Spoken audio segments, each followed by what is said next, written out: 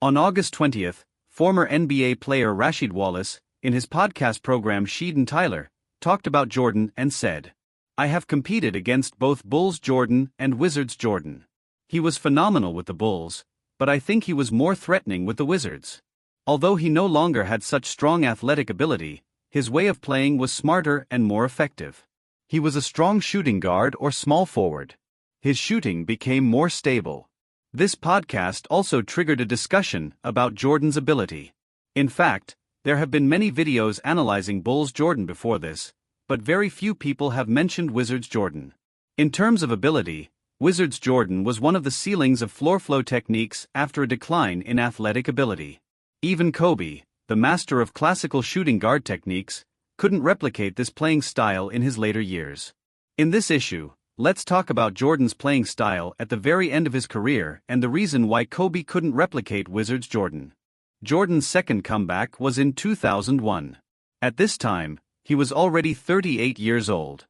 After his comeback this time, he continued to play in the NBA for 2 consecutive seasons and didn't retire until 2003. Interestingly, Jordan was almost always questioned every time he made a comeback. Especially for the second time, Jordan, who was 38 years old and hadn't played for 3 years and weighed 250 pounds. At that time, many people thought he would be destroyed in matchups with juniors like Kobe.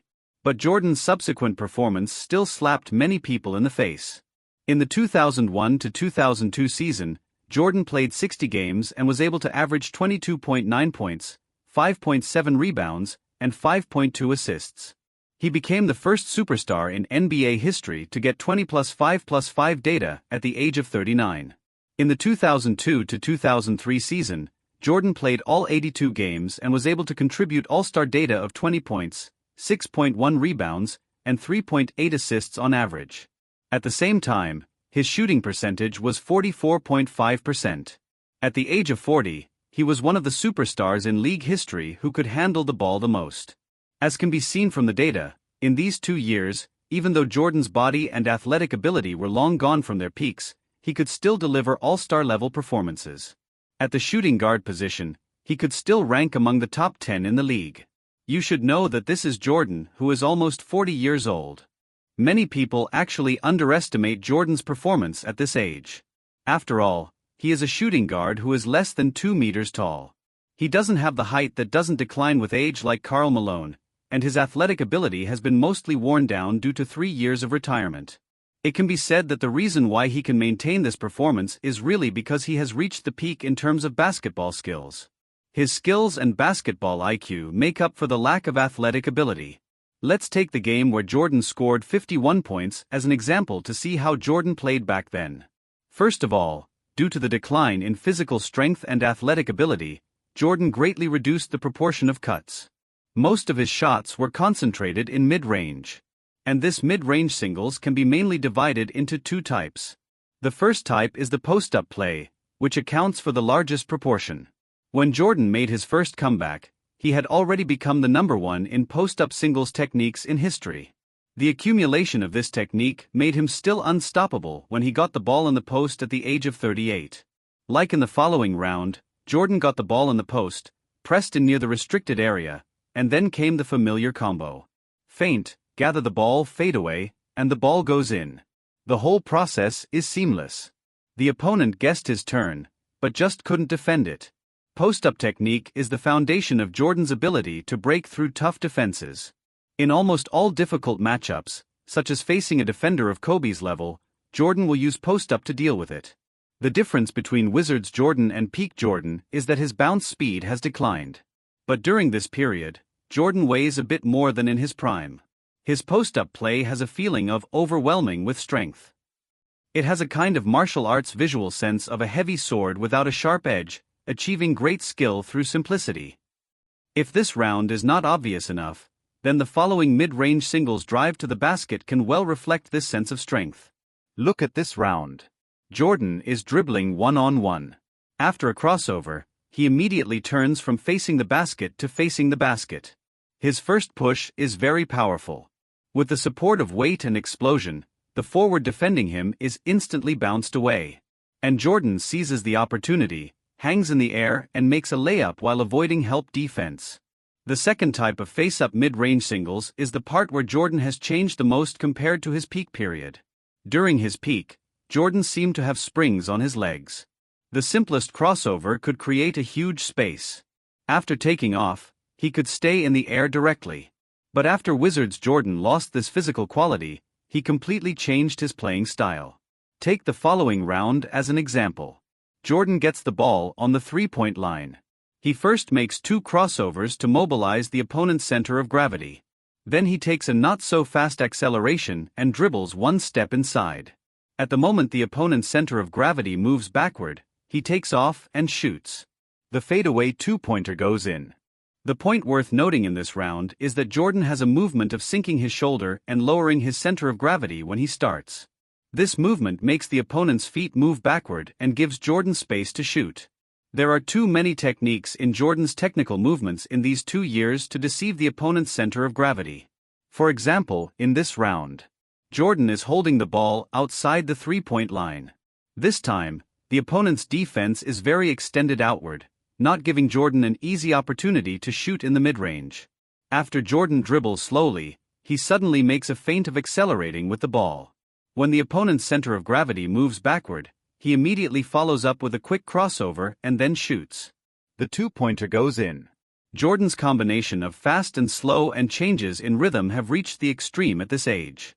His absolute speed may have declined relatively severely, but he is better at using his instantaneous acceleration ability to deceive the opponent's center of gravity than when he was younger. This is not only a manifestation of technique but also a manifestation of basketball IQ. In addition to mid-range singles, another significant change is that Jordan in the Wizards period greatly increased the proportion of off-ball finishes by using his shooting skills. In rounds like the following, a common playing style of Jordan is to use his teammates' off-ball screens, run to the mid-range area to receive the ball, and then follow up with a fadeaway jump shot to score. Unlike when he was young with an unblockable jump shot height, in the Wizards period, when facing relatively intense defensive pressure, Jordan also developed a faster shooting speed. For example, in this play, Jordan shoots quickly as soon as he gets the ball. It is completely the playing style of a shooter. If we say that the ability foundation of Jordan at his peak is his number one cut threat in history, then the offensive core of Wizards Jordan is mid-range. He greatly reduced the proportion of drives to the basket and turned his offense into the shooting of an old man in the park. This playing style is very smart. It not only saves more physical strength but also enables more offensive development. In Jordan's 2 seasons with the Wizards, his average number of shots per game still reached 18.6 and 22.1 respectively. At this advanced age and taking on this much ball possession depends on the change in offensive proportions. At the same time, as Rashid said, Jordan's shooting at this age is actually more accurate. Taking this game where he scored 51 points as an example, 80% of his points come from mid-range. Therefore, some people jokingly call Wizards Jordan an enhanced version of DeRozan. To some extent, it makes sense. The difference is that even at 40 years old, Jordan is still stronger than DeRozan. In the latter part of the video, let's talk about why Kobe at the end of his career couldn't replicate this playing style. In fact, in terms of skills alone, Kobe's skills are not inferior to Jordan's. He is another master of classical shooting guard techniques after Jordan. Just as Jordan said, he took all of Jordan's post-up, face-up and other techniques. But Kobe at about the same age had his average data drop to 17.6 points, 3.7 rebounds and 2.8 assists. His shooting percentage even dropped below 40%. His performance was completely inferior to Wizards Jordan. The core reason for this situation is still the impact of injuries. After Kobe suffered an Achilles tendon injury, he lost his explosiveness. His start and jumping ability were greatly affected. In contrast, although Jordan gained weight due to retirement and age issues, his explosiveness is still there. In the rounds that we didn't show earlier in the video, Jordan also had scenes where he blew by opponents in one step.